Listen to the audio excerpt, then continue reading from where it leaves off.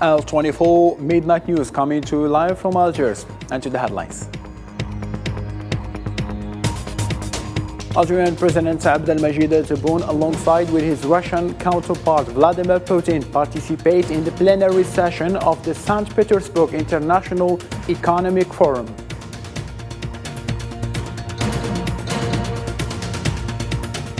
Algeria's ambassador to the United Nations affirmed that Algiers will continue to defend the right of the Sahrawi people to self-determination against the Moroccan occupier.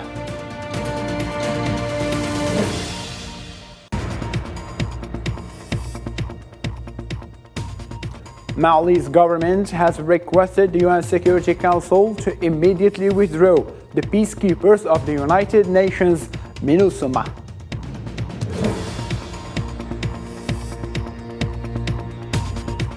And in Europe, NATO defense ministers failed on Friday to reach an agreement over new plans on how to face Russian military operation in Ukraine, and one diplomat blamed Turkey for blocking them.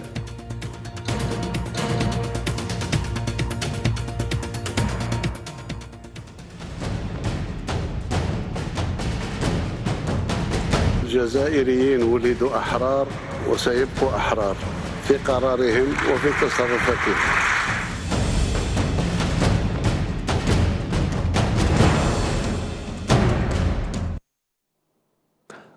And as we have seen, starting from Moscow with Algerian President Mr. Abdelmajid Tebboune, who participated on Friday as a guest of honor in St. Petersburg International Economic Forum as part of his 3-day state visit to Russia. The forum opened in the presence of Russian President Vladimir Putin and more than 17,000 participants representing about 130 countries at a high level. The forum is organized under the theme Sovereign Development, the basis for a just world. Let us unite our efforts for the sake of the future generations.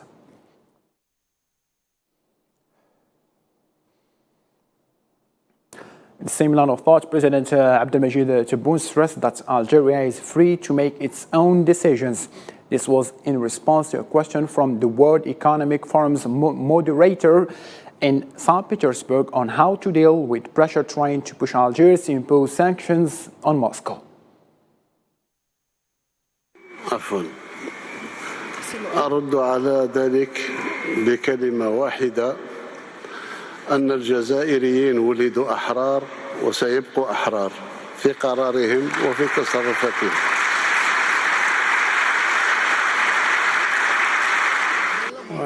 We believe that this answer is full and has its significance. Also, the Algerian president hailed Russia's role and contribution to ensuring the stability of grain prices, calling for separation of economic decisions from politics, pointing to the existence of an undeclared and illogical Cold War with an economic motivation. خراب الاقتصاد يأتي لما يتسيس القرار الاقتصادي.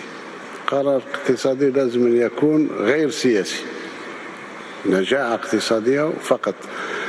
اليوم لو سمحت لي فخامة الرئيس أضيف كلمة أن الحرب الباردة الغير المعلنة حاليا جديدة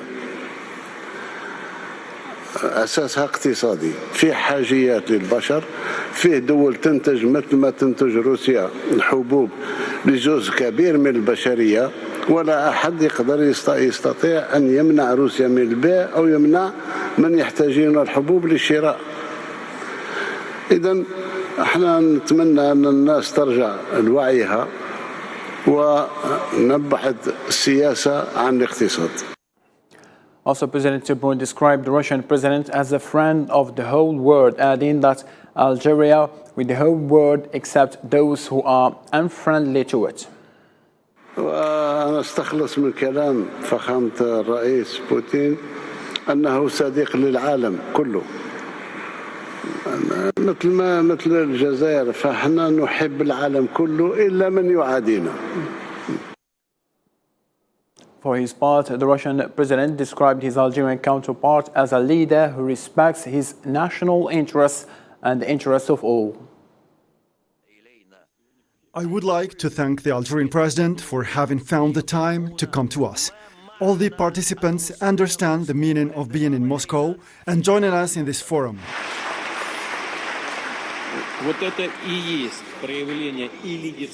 His Excellency the Algerian president thus shows that he is a leader and that he respects his national interests and all our interests. Meanwhile, in a speech he delivered during the forum's proceedings, President Abdelmajid Tebboune affirmed that his country has become a promising investment destination following the crucial reforms initiated to improve the investment climate. تشهد الجزائر مرحلة مهمة في مسيرتها التنموية الشاملة من خلال استراتيجياتها الوطنية، حيث أصبحت حاليا وجهة للاستثمار واعد بفضل الإصلاحات المحورية التي جسدتها الحكومة والتحفيزات العديدة التي كرست مناخا محفزا للمتعاملين اقتصاديا في بلد عازم على تنفيذ خطة استثمارية طموحة في السنوات المقبلة، لا سيما في مجالات الطاقة والبنية التحتية والفلاحة والمنتجات الصيدلانية والصناعات المختلفة، بما فيها الصناعات الغذائية والتحويلية. فالجزائر ستعمل على زيادة الاستثمار في الطاقة الخضراء وكل المجالات التي من شأنها الإسهام في الحفاظ على البيئة ومكافحة التغيير المناخي. President Tebboune mentioned that Algeria approved a new investment law which began to be implemented for the first time in the history of Algeria immediately upon its adoption, as it guarantees legislative stability for investors for 10 years. السنة الحالية بوضع قانون استثمار جديد يعطي كل امتيازات للمستثمرين ويعطي للمستثمرين كذلك حماية خاصة، بحيث لأول مرة منذ استقلالنا بعد إمضاء قانون الاستثمار جديد نشير مباشرة بعد إصدار القانون كل النصوص التطبيقية، وتقرر في الجزائر أن هذا القانون سوف لن يتغير لمدة 10 سنوات بالأقل، حتى نعطي الضمانات الكافية لكل المستثمرين، ومرحبا بهم مستثمرين أصدقاء من روسيا. Also, Mr. Tebboune emphasized that Algeria represents a unique economic model, being one of the few countries in Africa that are not indebted, as the country is witnessing high growth rates. أشير فقط إلى القدرات الحالية للجزائر. كما تعلمون أو يعلمه الأخصائيون في الاقتصاد أن في قارتنا الإفريقية الجزائر تكون منفردة أو مع أقلية للبلدان الغير مستدانة، ليست لها مديونية خارجية، وحاليا تسجل نمو بنسبة 4.3%، يعني عكس ما يجري في البلدان الأخرى المجاورة في قارتنا. وهذه الوتيرة ستزداد سرعة انطلاقا من سنة 2023. Also, Mr. Tebboune also renewed his call to economic operators in Russia and the world to explore the business opportunities offered by Algeria, which he described as a favorable in various fields according to a win-win approach. أؤكد أن المجال مفتوح أمام المتعاملين الاقتصاديين الذين يمكنهم الاعتماد على دعم الحكومة الجزائرية للمستثمر، وعليه فإنني أدعو الشركات العمومية والقطاع الخاص في روسيا والعالم إلى استكشاف بيئة الأعمال في الجزائر والاستفادة من محفزات التي تتيح لهم إنجاز مشاريعهم الاستثمارية مجدية في مختلف القطاعات ووفق مقارنة رابح. In the same line of thought regarding the Algerian-Russian relations, the President described the bilateral cooperation between the two countries as comprehensive and based on regular consultations, which reflects the common will to upgrade strategic relations to ambitious levels. لا يقتصر التعاون الاقتصادي بين الجزائر وروسيا على المبادلات التجارية، وإنما يشمل التعاون الصناعي والفلاحي والعلمي والتقني، ويحرص على التشاور المنتظم وتبادل وجهات النظر على مستوى منتدى الدول المصدرة للغاز باك بلس لضمان استقرار أسعار سوق الطاقة العالمي. لقد كانت المحادثات التي أجريتها البارحة مع فخامة الرئيس بوتين فرصة سانحة لتجديد إرادتنا المشتركة للارتقاء بعلاقاتنا الاستراتيجية إلى المستويات التي نطمح إليها. On his side, the Russian President Vladimir Putin announced that doors are still open to the return of Western companies that left his country and stressed that Moscow is committed to create the necessary conditions for them to work in Russia. I will say that if foreign manufacturers want to return to Russia again, come to our market. We are not closing the doors to anyone. Of course, no one is afraid of competition. And as you know, it is the engine of progress and trade. We will also create the necessary conditions for them to work in Russia. The CEO of the Algerian giant Sonatrach Group, Tawfiq Hakkar, affirmed that the Russian company Gazprom is a reliable partner.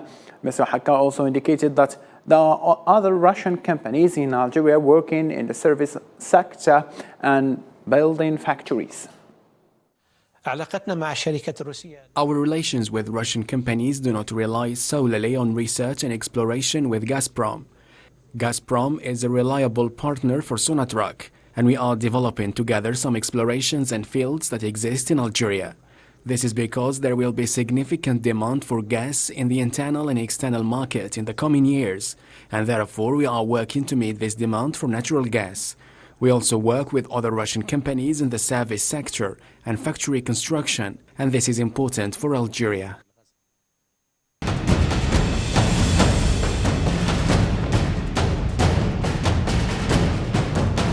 الجزائريين ولدوا أحرار وسيبقوا أحرار في قرارهم وفي تصرفاتهم.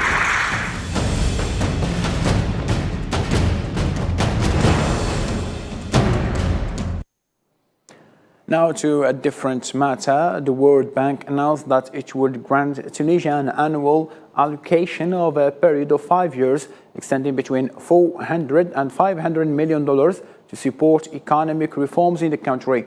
In a statement, the World Bank stated that the new strategic partnership with Tunisia for the period 2023-2027 aims to support the Tunisian government's development plan by boosting economic activity, creating new job opportunities, and strengthening the country's ability to endure climate change.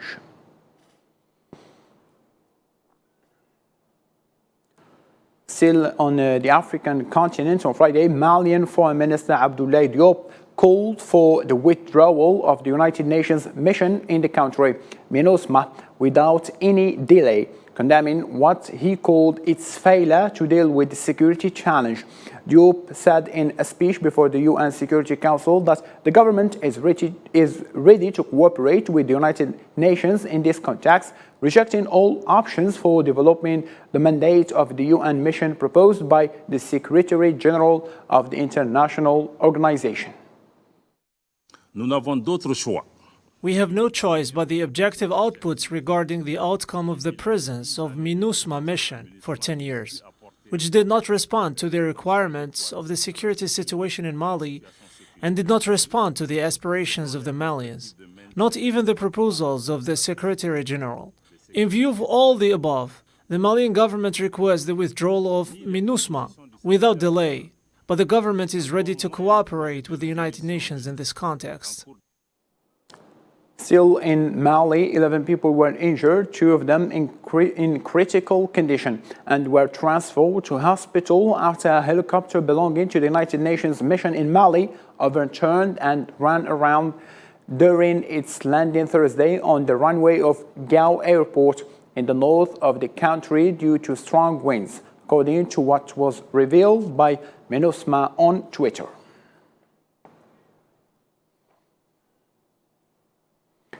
Algeria's ambassador and permanent representative to the United Nations in New York, Ammar Benjama, affirmed that Algeria will continue to self-determination and defend the Sahrawi people's rights in fighting against the Moroccan occupier. Marwa Belaiwar on this report.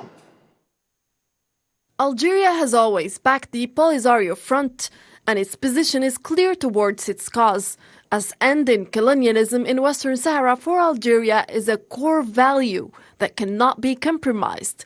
Algeria's permanent representative to the United Nations in New York, Ammar Benjama, reaffirmed Algeria's commitment to relentlessly defending the Sahrawi people's right to self-determination and referred to the Western Sahara conflict as a legal matter of decolonization on the occasion of the session of the UN Special Committee on Decolonization known as the Special Committee 24, where the Sahrawi issue was included on the agenda. Among the 17 territories included in the agenda of the Committee of 24, the Western Sahara region remained the last colony of Africa. Since 1963, this region is still awaiting the full implementation of Resolution number 1514. This region is still awaiting the full implementation of Resolution number 1514, and this delay jeopardizes a whole population. This is a group of people who suffer from the confiscation of their freedom, despite all the resolutions ratified by the UN General Assembly on this issue. We affirm the inalienable right of the Sahrawi people to self-determination, and we call for its implementation by organizing a free and fair referendum in accordance with Resolutions 1514 and 1541 of the UN General Assembly. On this occasion, the inalienable right of the Sahrawi people to self-determination was reaffirmed by Algeria and many representatives of countries and international organizations who came from all over the world.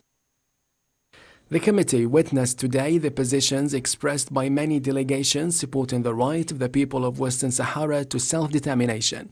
Algeria joins its position with those of these delegations and renews its firm commitment to relentlessly defend the right of the Sahrawi people to self-determination. The Algerian ambassador confronted the Moroccan representative about not consulting the Sahrawis in the framework of a free and organized referendum, as long as everything is going well in the occupied regions, as claimed by the occupying state. And according to observers, the inquiry from the Algerian diplomat shows that the Moroccan side is afraid to face reality, that Sahrawis, despite limits, want freedom. Still in Africa, the death toll from Sudan's conflict passed 2,000 victims as clashes across the country raged on for a third month Friday. An estimated 25 million people, meaning more than half of Sudan's population, are also in desperate need for aid due to an acute humanitarian crisis made worse by the fighting.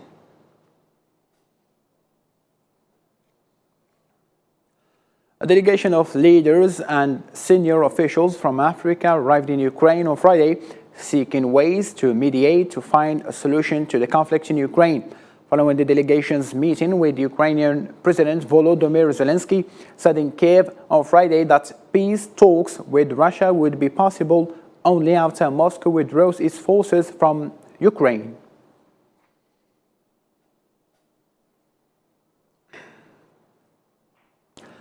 Still in Europe, NATO defense ministers failed on Friday to reach an agreement over new plans on how the alliance would respond to Russia in its special military operation in Ukraine. NATO Secretary General Jens Stoltenberg said that the ministers were making headways on agreeing to the new plans, the first since the Cold War. The plans were the crucial point of a two-day assembly in Brussels. Today, we will prepare the ground for the NATO summit in Vilnius, where leaders will take decisions to further strengthen our deterrence and defense. We will review our updated plans for the defense of Europe. We will take steps to ensure our industrial base can meet higher demand, and we will develop a new, more ambitious defense investment pledge, which I expect will set 2% of GDP as a minimum to invest in defense. The 23rd European Music Festival begins in Algiers, showcasing the harmonious fusion of European and Algerian musical talents, uniting diverse voices on one stage. Hassan Burkan in this report. The 23rd European Musical Festival kicked off in Algiers with an awe-inspiring concert featuring performances by talented duo Karima Knight and Lena Johnson, as well as renowned Prince of Rai 2.0, Sofiane Saidi. The audience was taken on a mesmerizing journey through music, symbolizing the harmonious connection among cultures. With Lena Johnson, this Swedish fantastic violin player, I mean, they made her feel, I think from the beginning, that she's at home. She's coming from the north, she's in the south, but she's at home, you know. And I think this warmness is really special with the Algerian people. We can still all meet and unite in music, and I think that's something that's very special. And also for folk music, that we can bring our culture and share it, and they can bring their culture and share it, and we can just create something unique in the moment. And I think that's kind of a cool thing about music, that it doesn't have any borders. Under the theme The Sounds of Europe, the festival is being held at the National Theatre from June 15 to June 21st. This cultural extravaganza showcases the diverse musical traditions of 13 European countries, promoting dialogue and understanding among nations. Of course, here we have not only to find the things that unite us, and there are many things that unite us, but also to find the differences that enrich us. And so these two plans, what we have in common that keep us together, and what we have different that can enrich each other. Expressions of satisfactions were shared by Algerians and heads of diplomatic missions, highlighting the significance of this unforgettable evening. I hope really that the Algerians can enjoy this connection that we create through music. So we played some European music and also Algerian music, and you could tell that everybody was happy and enjoying and dancing, and nobody was sitting still. So, concluding the first evening on a high note, the 23rd European Musical Festival sets the stage for an enchanting week of harmonious performances, strengthening cultural ties between Algeria and the European Union. Ladies and gentlemen, thank you ever so much for being with us in this late hour. For more updates, you can follow our social media platform. And all I can say, at the end, take care of yourself. Good night.